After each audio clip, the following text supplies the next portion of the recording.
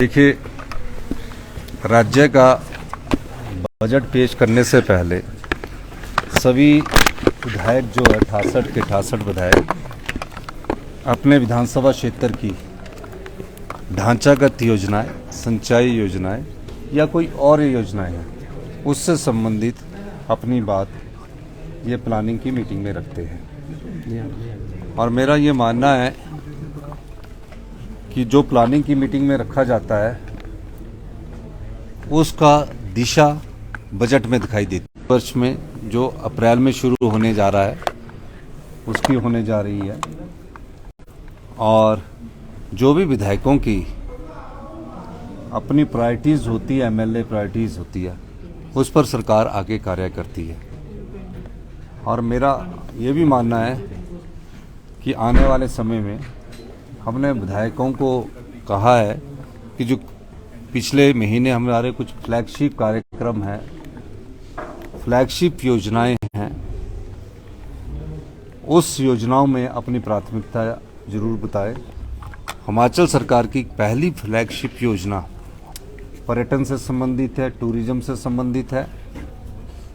किस प्रकार का टूरिज्म हो, किस प्रकार जो पर्यटक हिमाचल प्रदेश में आते हैं वो 2 दिन से ज़्यादा 3 दिन रुकते हैं, तो 3 दिन से ज़्यादा रुकने के लिए क्या योजना होनी चाहिए, आपकी विधानसभा क्षेत्र में कौन सी सड़क नहीं बननी है, कौन सी सिंचाई की योजना नहीं बननी है, और कहाँ हमें स्ट्रक्चरल मजबूत करना है, इंस्टीट्यूशंस मजबूत करने हैं, उस दृष्टिकोण से आप बताइए।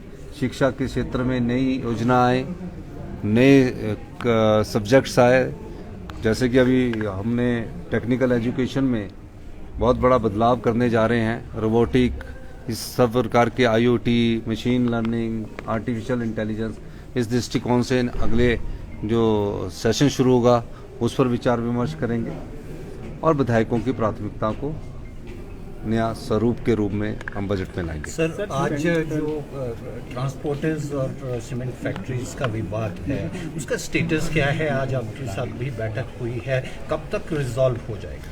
मैं आपको बताना चाहूँगा, मनरेगा की कोई अच्छी योजना, जो एक रूटीन योजना जो चल रही है कांग्रेस की, उस पर कोई विस्तृत उन्होंने जानकारी नहीं दी।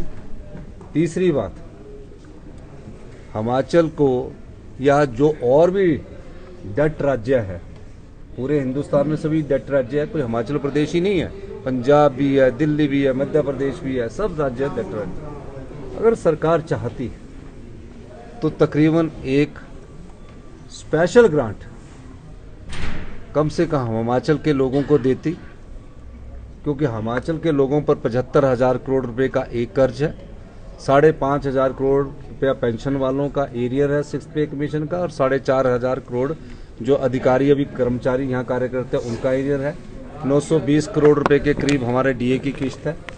ये तो वो एरियर है जो हमने देना है, हमारी लाइबिलिटीज़ है। अगर स्पेशल ग्रांट 10,000 करोड़ की हिमाचल को दी होती, क्योंकि जो पिछले मुख्यमंत्री की मैं प्रोसीडिंग्स देख रहा था, 25 तारीख को, पिछले 25 तारीख को, 25 नवंबर को या उससे पहले वित्त मंत्री से बैठक हुई थी और देश की वित्त मंत्री ने कहा था कि हिमाचल के बारे में हम कुछ सोचेंगे।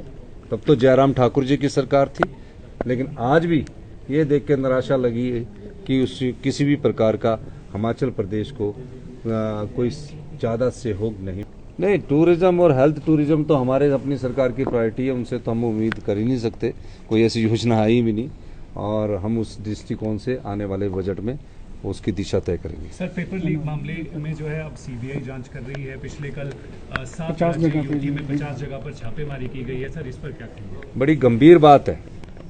हिमाचल प्रदेश में पेपर लीक हुए, सबऑर्डिनेट सिलेक्शन बोर्ड से जो अभी रिपोर्ट्स हमारे पास प्रीलिमिनरी आई है,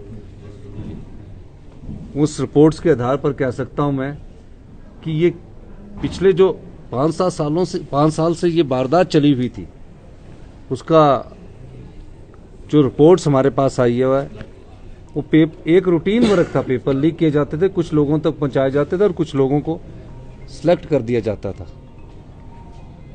और अब सीबीआई तो भारत सरकार के अंदर है।